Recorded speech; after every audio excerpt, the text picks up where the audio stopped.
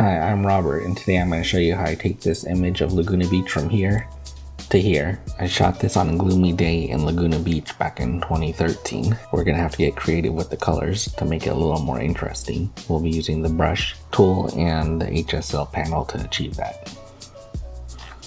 Alright, let's get started like usual all the way at the bottom. Let's update to the current version. It's on an older version since this was shot so long ago. I haven't edited this photo since I shot it in 2013. We won't be adding any vignetting. Let's rotate this image because it's a little bit off. There we go, looks straight. We'll apply our profile corrections and chromatic aberration removal. I shot this on a Canon 40D with a Tokina 11-16. And I was using a 3-stop graduated soft edge neutral density filter. Let's sharpen it up a bit and we'll add a mask.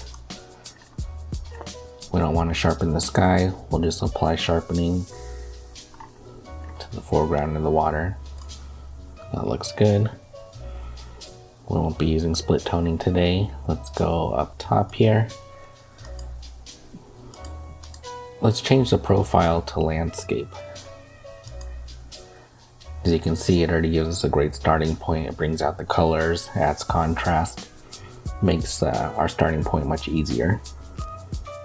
So let's go here. Let's cool the image down a little bit. That'll do. Still looks a little dark, so let's raise the exposure. Well, yeah, we'll go up on the exposure a little bit. Let's see where we go. We'll start here and see where that takes us. Let's add a little bit of contrast.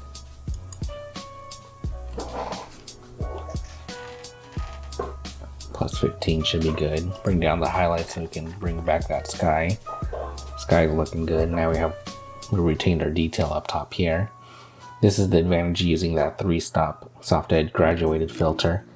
You wouldn't be able to get any detail in the sky with this exposure if you weren't using that filter. Alrighty, let's bring up the shadows just a little bit. Not bad. We still have some room to play with our white point, so we'll bring that up. Just right there, and we're starting to clip on the red channel. And we'll do the same on the blacks. Bring it down a little bit. Add a little bit more contrast. Let's go down into the HSL panel. I always start with luminance. I'll adjust luminance, then I adjust saturation. I rarely need to adjust hue, but sometimes I do. So let's go over to luminance. On luminance, I like to go negative. It'll make each color that you're putting into the negative a little bit darker. So we'll just add a tiny bit to the reds. And let's bring down the oranges. Right there. So we bring back some of this orange. The sun was setting right about back here. So we got a little bit of orange glow, which looks nice. Let's go over to saturation. We'll bring the saturation of the reds up just a tiny bit. It's real subtle, but here's a little bit of red in the sky.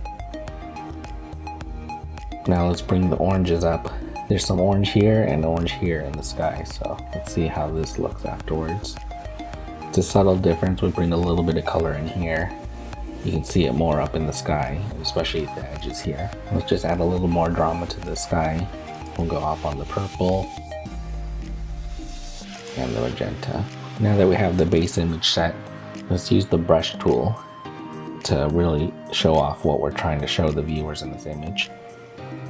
The key feature of this image is the foreground element. So we're going to use the brush tool to highlight that, and then we're going to play with the water too. So let's start with this rocky area. So we have our auto mask on. We're using a wide brush. We'll just paint in all of the rock area. You can press O to turn on your mask. We don't need to get it perfect, but that's pretty good. We have 22 on the texture. Here's what it looks like before. It's subtle. but it's noticeable. Adds a little bit more details to this rock to draw your eye in. You want the viewer to be looking at your foreground element first. It leads their eye through the image. Let's try bringing the exposure up just a little bit to brighten it up and add a little bit of clarity. There we go. So now we have texture, clarity, and exposure all on these rocks to draw your eye in. Let's get a new brush and do a little more painting. I want to brighten up this white water area a little bit. Remove the texture, reset our tools. Let's see what it looks like if we go up on the exposure a little bit. We'll go up 0.3. Now you can see it's quite a bit brighter in this area to really draw your eye in.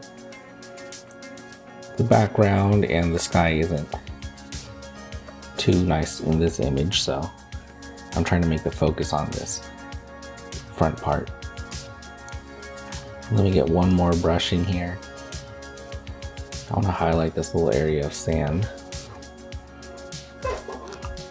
We have a little bit of spill over here, so just hold down Alt key to turn your brush into an eraser. We'll remove the mask from the areas we don't want.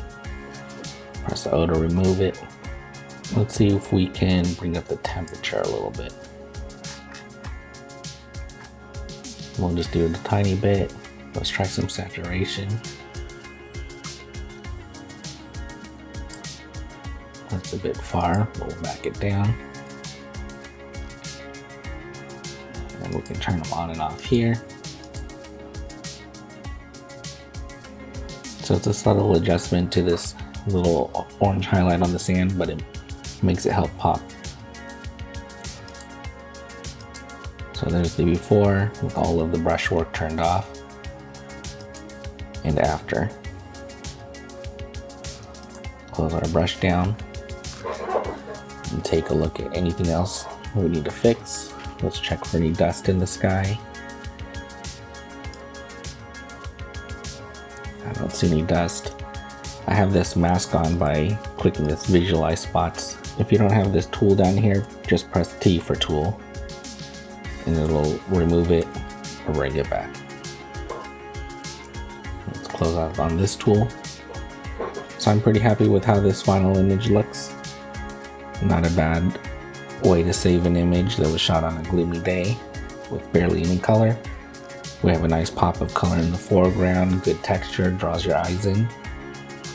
Well, thanks for watching. If you liked it, please like and subscribe.